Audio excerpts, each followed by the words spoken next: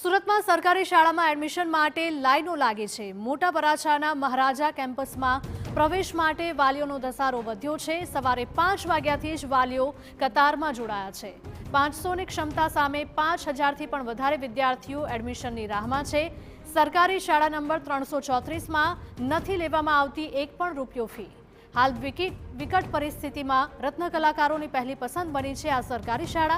विना मूल्ये विद्यार्थियों ने खूब ज सारू शिक्षण मळतुं होवानो दावो।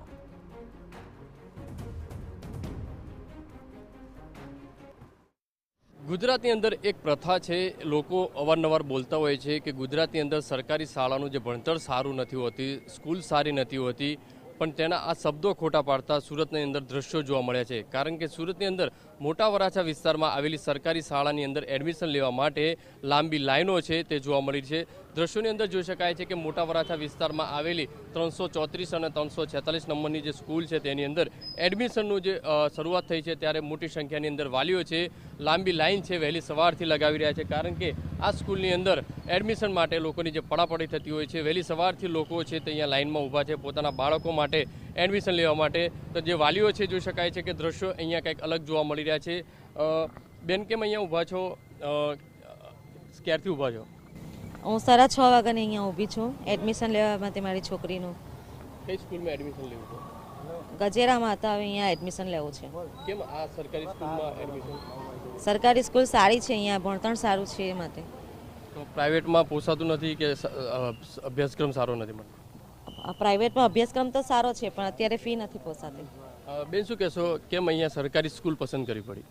સરકારી સ્કૂલ પસંદ એટલા માટે કરે, અત્યારે આ સમય આ પ્રમાણે અત્યારે ફી ન ભરાય પ્રાઇવેટની, એટલે સરકારીનું ભણતર સારું કહેવાય એટલા માટે સરકારીમાં આવવું પડે। સરકારી સ્કૂલમાં કેવું ભણતર સારું છે? સારું ભણતર છે।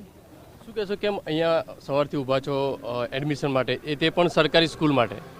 સરકારી સ્કૂલમાં એવું નથી કે ભણતર ખરાબ નથી, ભણતર સારું જ છે। હું બી 1 થી 7 ધોરણ સરકારીમાં જ ભણાવું છું। આ બેનના ભાણિયા ભણકેને એડમિશન માટે આવ્યા છે, સવારના 6:30 લાઇનમાં ઊભા છીએ। જે રીતે દૃશ્યોની અંદર જોઈ શકાય છે કે વહેલી સવારથી જે વાલીઓ છે લાંબી લાઈન લગાવીને ઊભા છે। કારણ કે એક બાજુ જે સુરતની અંદર રત્ન કલાકારો મોટી સંખ્યાની અંદર હોય છે અને આ રીતના દૃશ્યો છે તે જોવા મળી રહ્યા છે, મંદિરનો જે માહોલ છે તે જોવા મળી રહ્યો છે અને વહેલી સવારથી લાંબી લાઈન છે આજે મોટા વરાછા વિસ્તારમાં આવેલી જે સ્કૂલની અંદર। કેમ અહીંયા ઊભા છો સવારથી? છોકરાઓને સ્કૂલમાં એડમિશન લેવા માટે બહુ સારું એવું નામ છે સ્કૂલનું, મોટા વરાછામાં ઉત્તરાયણ તરીકે છે અને બહુ સારું છે। એના માટે સવારમાં 5-6 વાગ્યાથી લાઇનમાં લોકો ઊભેલા છે। પ્રાઇવેટ સ્કૂલ મૂકી અને સરકારી સ્કૂલ કેમ પસંદ? કેમ કે આમાં કોઈ પણ જાતની ફી લેવામાં આવતી નથી અને માણસોને જેમ અત્યારે આ સમય પ્રમાણે બહુ સમય ખરાબ હાલે છે, ધંધામાં બધાને ડીમ છે, એના માટેનો બહુ બેસ્ટમાં બેસ્ટ આ સારી સ્કૂલ છે। આ જે રીતે વાલીઓ કહી રહ્યા છે કે સરકારી સ્કૂલની અંદર હંમેશા ભણતર સારું હોય છે અને બીજી બાજુ જે મંદીનો માહોલ ચાલી રહ્યો છે તે વચ્ચે વાલીઓને પણ ફી પોસાય તે માટે જોઈ શકાય છે। બીજા વાલી છે, કેમ અહીંયા સવારથી લાઇનમાં ઊભા છો એડમિશન માટે? એડમિશન માટે નાની છોકરી છે અને એડમિશન માટે બાલવાટિકામાં। પહેલાં કાં ભણતી હતી અત્યારે? નહીં, અત્યારે પહેલાં એડમિશન પહેલું છે। તો સરકારી શાળા કેમ પસંદ કરવામાં આવી? હું અહીંયા સુમન મંદિરમાં રહું છું કેમ કે મારી પરિસ્થિતિ નથી પ્રાઇવેટ સ્કૂલમાં ભણવા માટે, એટલે। બેન કેમ અહીંયા લાઇનમાં ઊભા છો, ક્યારથી લાઇનમાં ઊભા છો? 8 વાગ્યાથી।